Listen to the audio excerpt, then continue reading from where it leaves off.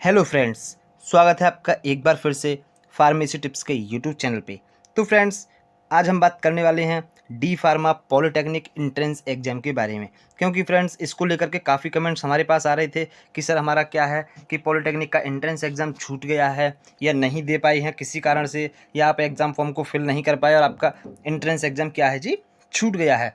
और entrance exam था friends D pharma के लिए। डी फार्मा यानी कि ग्रुप ई के लिए।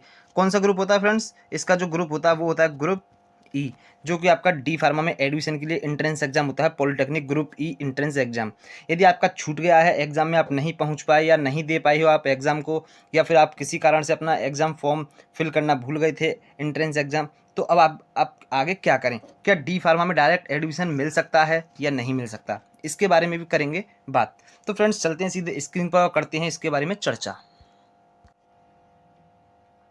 तो फ्रेंड्स, क्या है कि यदि आपने डी फार्मा का एंट्रेंस एग्ज़ाम दे दिया है जी, क्या डी फार्मा का एंट्रेंस एग्ज़ाम यानी कि जो आपका कौन सा होता है जी, ग्रुप ई का पॉलिटेक्निक का एग्ज़ाम आपका होता है, आपने यदि दे दिया है तो फिर क्या होता है कि फिर आपकी काउंसलिंग होती है। काउंसलिंग के थ्रू आपको गवर्नमेंट कॉलेज, प्राइवेट कॉलेजेस सभी मिल जाते हैं और इस प्रकार से आप अपना डी फार्मा में एडमिशन ले सकते हो। यदि आपको गवर्नमेंट कॉलेज भी फ्रेंड्स नहीं मिलता है तो आप क्या करते हैं कि यदि आप प्राइवेट कॉलेज में भी आप एडमिशन लेना चाहते हो तो वहाँ पर आपको एंट्रेंस एग्ज़ाम का अपना रिजल्ट और जो रैंक कार्ड होता है उसे दिखा करके आपको वहाँ पर अपना एडमिशन आप आसानी से ले सकते हो। तो फ्रेंड्स, ये तो बात हो गई कि जिन्होंने डी फार्मा का एंट्रेंस एग्ज़ाम दे दिया है यानी कि ग्रुप ई का पॉलिटेक्निक का अपना एग्ज़ाम दे दिया है।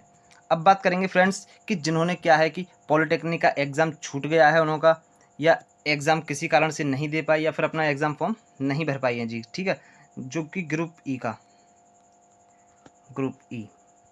अब इन स्टूडेंट्स को करना क्या होगा कि क्या डी फार्मा में डायरेक्ट एडमिशन मिल सकता है?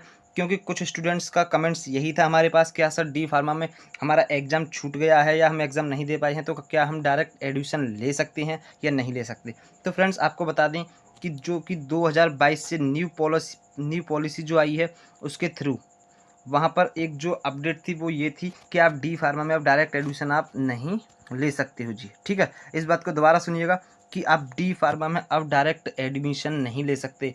यदि आपने ग्रुप ई पॉलिटेक्निक का एग्ज़ाम दिया हुआ है, चाहे आपके उसमें 0 मार्क्स क्यों ना हो, 0 मार्क्स हों या फिर माइनस में नंबर आपके क्यों ना हों, ठीक है, या तो माइनस में आपके मार्क्स हो सकते हैं या फिर आपके 0 मार्क्स भी हो सकते हैं, लेकिन आपको क्या है कि उसमें आपको प्रेजेंट होना बहुत ज़रूरी है।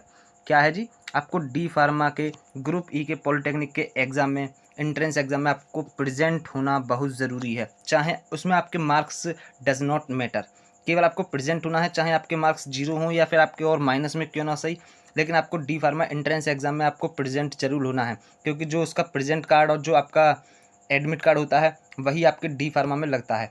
और फ्रेंड्स, यदि इसके बावजूद भी कुछ कॉलेजेस ऐसे होते हैं कि हम आपको क्या है जी, डायरेक्ट एडमिशन दे देंगे डी फार्मा में। यदि आपने पॉलिटेक्निक का एग्ज़ाम नहीं दिया है तो हम आपको क्या है कि फ्रेंड्स, आपको डायरेक्ट एडमिशन दे देंगे, ऐसा कुछ कॉलेज दावा करते हैं और ऐसा बोलते हैं।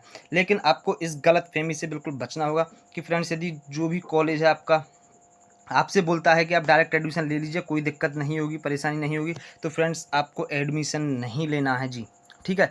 आपको एडमिशन नहीं लेना है, चाहे आप 1 साल का गैप कर सकते हो, वो आपके लिए बेटर रहेगा। लेकिन यदि आपने किसी कारण से डायरेक्ट एडमिशन ले लिया बिना पॉलिटेक्निक एंट्रेंस एग्ज़ाम में बैठे हुए, तो फ्रेंड्स वहाँ समस्या ये होगी कि जो भी कॉलेज आपको लेंगे तो वो क्या होता है कि यूपी से, यूपी पीसीआई से क्या है जी, यूपी पीसीआई से वो कनेक्टेड नहीं होते हैं।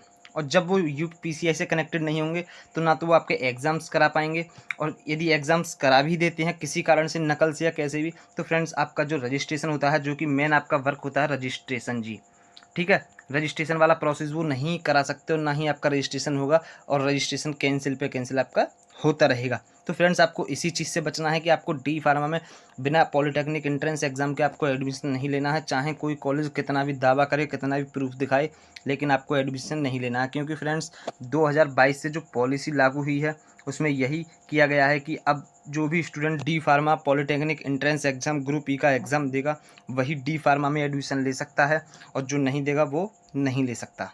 तो फ्रेंड्स, आशा करता हूँ कि आप यहाँ से आपको डायरेक्ट एडमिशन के बारे में या एंट्रेंस एग्ज़ाम छूट गया है तो उसके बारे में सारी जानकारी आपको मिल गई होगी। तो फ्रेंड्स, वीडियो पसंद आई हो तो वीडियो को लाइक कीजिए, और ऐसी ही फार्मेसी से जुड़ी और वीडियो पाने के लिए चैनल को सब्सक्राइब करना मत भूलिए।